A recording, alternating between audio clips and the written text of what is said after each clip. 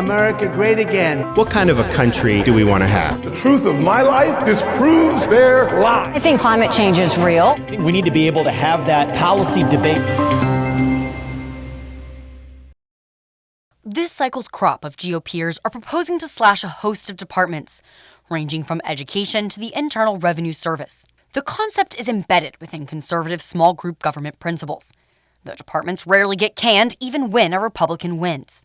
Here's where some of the top Republican presidential candidates stand on eliminating federal departments. On day one, I will order every federal agency to begin identifying large chunks of their budgets that can be saved through efficiencies and waste reduction using impoundment. Former President Donald Trump has said on day one he would slash funding for federal agencies, particularly the DOJ and FBI, as indictments begin to pile up. The 45th president called for slashing 19 independent federal agencies during his term in the White House, and, like other recent Republican presidents, was unsuccessful. Trump also placed Rick Perry in charge of energy, the department he infamously forgot to name in 2011. I would do away with the education, commerce, and let's see, I can't. The third one I can't, sorry. Oops. I think the IRS is a corrupt organization, and I think that it's not a friend to the average citizen or taxpayer. Governor Ron DeSantis made waves by calling to eliminate the IRS and supports creating a single-rate tax proposal. The Florida governor also wants to eliminate the Perry trio of energy, commerce, and education. Eliminating a federal agency would be transformative. The IRS alone employs nearly 80,000 people, while commerce employs more than 47,000. Energy and education combined have a workforce of about 20,000. I would start starving the departments we don't need as much. We should focus more on the 10th Amendment, states' rights, giving states an opportunity to determine the future of this country. That means taking less money from the taxpayer and letting them keep more of their money. Senator Tim Scott named the Department of Education as an agency to starve in order to send more money to states and to students, though did not propose eliminating it entirely. Like DeSantis, the South Carolina senator would also like to decentralize the government in locations outside of Washington, D.C.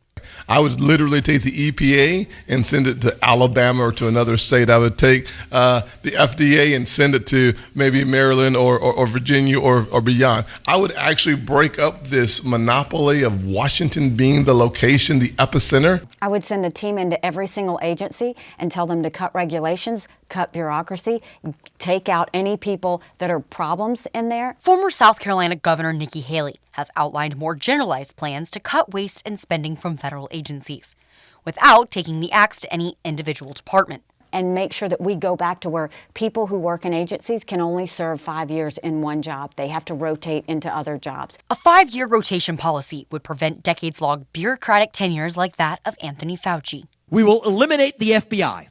It will no longer exist as an institution. We're talking about billions of dollars per year in savings for us, the taxpayers. Vivek Ramaswamy has laid out detailed plans to cut 3 agencies: the FBI, Nuclear Regulatory Commission, and the Department of Education. He wants to eliminate education's role in doling out student loans and grants, sending grants to the Labor and State Departments while sending loans to Treasury.